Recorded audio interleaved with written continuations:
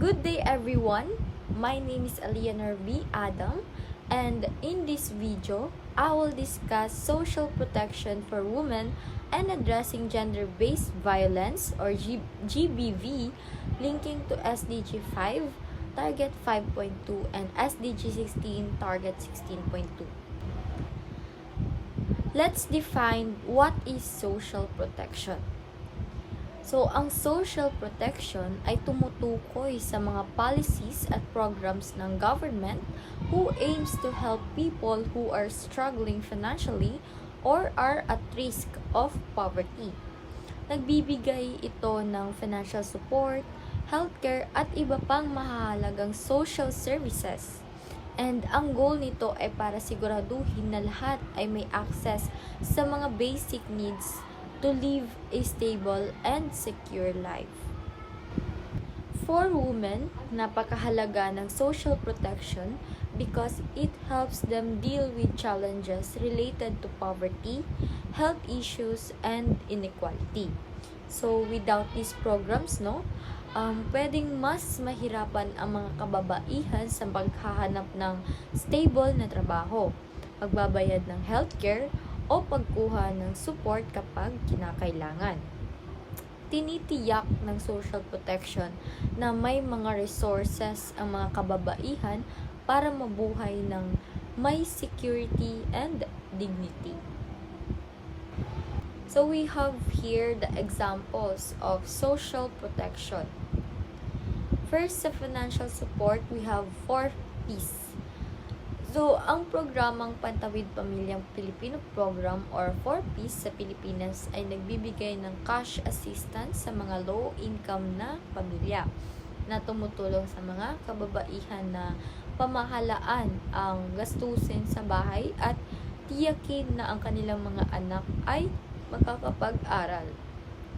Next is sa healthcare ay ang PhilHealth. So, itong government health insurance program sa Pilipinas na tumutulong sa pagtakip ng medical expenses. So, ginagawa nitong mas abot kaya ang healthcare para sa mga kababaihan at kanilang pamilya. Next naman ay sa social services. So, ang mga support services tulad ng counseling at legal aid na ibinibigay ng Women and Children Protection Units ay malaking tulong sa mga kababaihan na nakaranas ng karahasan o pang-aabuso. So, minimake sure nito na nakakakuha sila ng tulong na kailangan nila upang makabawi at muling bumangon. Okay, next is understanding gender-based violence or GBV.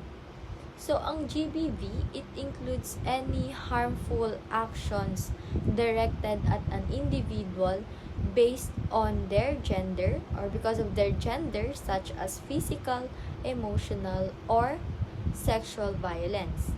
Those of physical violence, this includes yung hitting, slapping, or any form ng physical harm. Sa emotional violence naman, ito na yung mga actions that can cause emotional pain. For example, yung verbal abuse, threats, or controlling behavior. Sa sexual violence, ito na yung mga unwanted sexual activity or harassment, including na yung rape or assault. Next is Sustainable Development Goal number 5 or ang gender equality. So, we all are familiar naman kung ano nga ba ang gender equality, di ba? So, ang SDG 5 ay tungkol sa gender equality o pagkakapantay-pantay ng mga lalaki at babae. Ibig sabihin, pareho ang karapatan at opportunity ng bawat isa.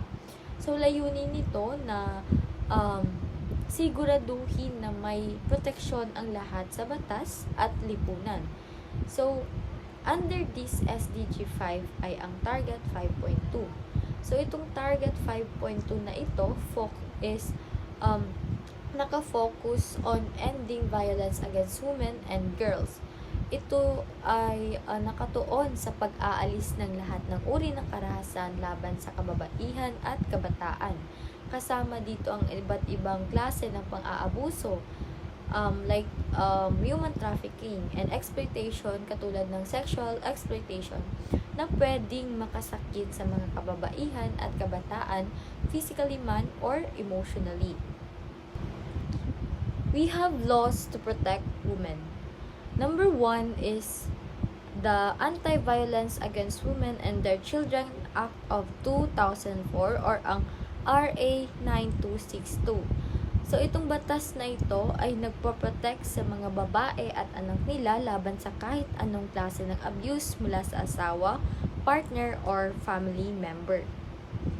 Next naman is the Safe Spaces Act, RA 11313. So, itong Safe Spaces Act is also tinatawag din na Bawal Bastos Law. So, ang batas na ito naman ay para protektahan ang mga babae mula sa harassment sa public places, work, school, at pati na rin online.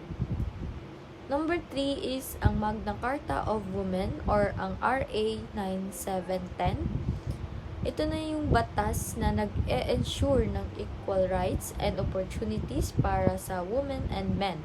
Pinoprotektahan din ng batas na ito ang mga babae mula sa discrimination dahil babae sila.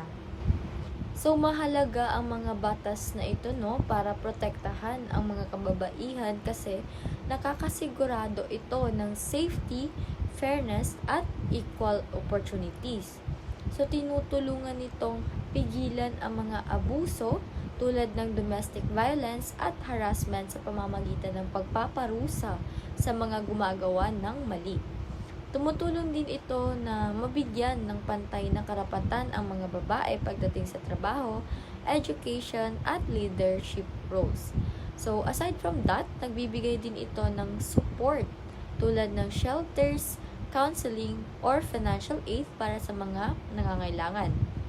So, sa ganitong paraan, hindi lang napoprotektahan ang mga kababaihan, kundi mas napapalakas din ang kanilang family at society. Next is the SDG 16, Peace, Justice, and Strong Institutions. So, ang SDG 16 ay tungkol sa pag-promote ng peace at pagbibigay ng equal access sa justice para sa lahat.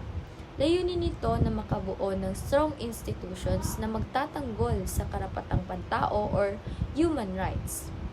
Under this SDG 16 ay ang Target 16.2. So, ito naman ay naglalayong tapusin ang pang-aabuso, pagsasamantala, human trafficking at lahat ng type ng karahasan laban sa mga kabataan.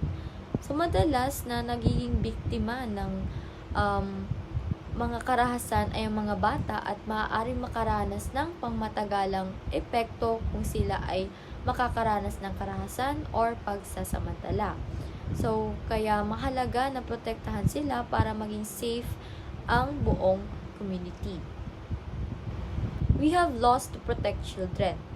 Number 1 is the RA 7610 or the Special Protection of Children Against Abuse, Exploitation, and Discrimination Act.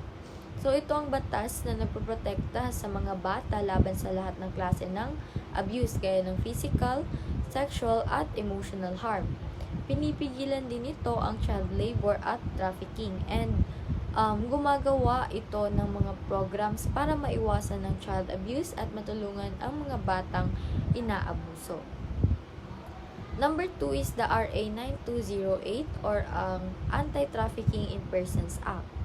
So, itong batas naman na ito ay pumipigil sa human trafficking kabilang na ang mga bata na binibenta o pinipilit gumawa ng masama gaya ng sex work or hard labor.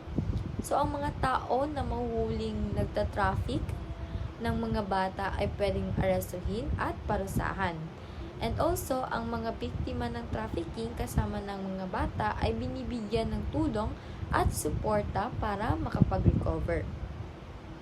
Number 3 ay ang Juvenile Justice and Welfare Act or ang RA 9344. So, itong batas naman na ito ay nagsisigurado na ang mga batang may kasalanan ay tinatrato ng tama Imbes na parusahan sila tulad ng mga adult, bibigyan sila ng tulong, education at counseling. So, tinutulungan nito ang mga batang may problema sa batas na mabago ang kanilang ugali at maging mas mabuting tao. And also, pinoprotektahan din sila sa mga abuse at tinitiyak na tinatrato sila ng may respeto. So, mahalaga ang mga batas na ito, no, para protektahan ang mga bata dahil sinisigurado nito na sila ay ligtas, inaalagaan at may chance na lumaki sa maayos na environment. Ang mga batas na ito ay tumutulong para maiwasan ng abuse, neglect, exploitation at violence laban sa mga bata. So, sinisigurado din ito na may access ang mga bata sa basic needs tulad ng education, healthcare at tamang nutrisyon. Kapag napoprotektahan ng mga bata, nagkakaroon sila ng chance na maabot ang kanilang full potential na nakakabuti hindi lang sa kanila kundi pati na rin sa kanilang pamilya at pati na rin sa society. In conclusion, ang social protection at paglaban sa gender-based violence or GBV ay super importante para magkaroon ng mas ligtas at pantay-pantay na society. Align ito sa Sustainable Development Goal or SDG 5, Target 5.2 at SDG 16, Target 16.2 na ang goal ay tapusin ang karahasan laban sa mga kababaihan, kabataan at mga bata. Yung mga social protection programs tulad ng 4Ps, PhilHealth at legal aid services ay malaking tulong sa mga kababaihan. Nagbibigay sila ng financial support, access sa healthcare at counseling para makabangon at mabuhay ng may dignity. Plus, yung mga batas tulad ng Anti-Violence Against Women and Their Children Act or ang RA 9262 at ang Safe Spaces Act or ang RA 11313 ay nagbibigay ng protection sa mga babae laban sa abuse at harassment habang sinisigurado na pantay ang trato sa lahat. Para naman sa mga bata, yung mga batas tulad ng Special Protection of Children Against Abuse Act at Anti-Trafficking in Persons Act or RA 9208 ay sinisigurado na ligtas sila mula sa exploitation, violence at neglect. Binibigyan din sila ng chance na lumaki sa maayos at supportive na environment para maabot nila ang kanilang mga pangarap.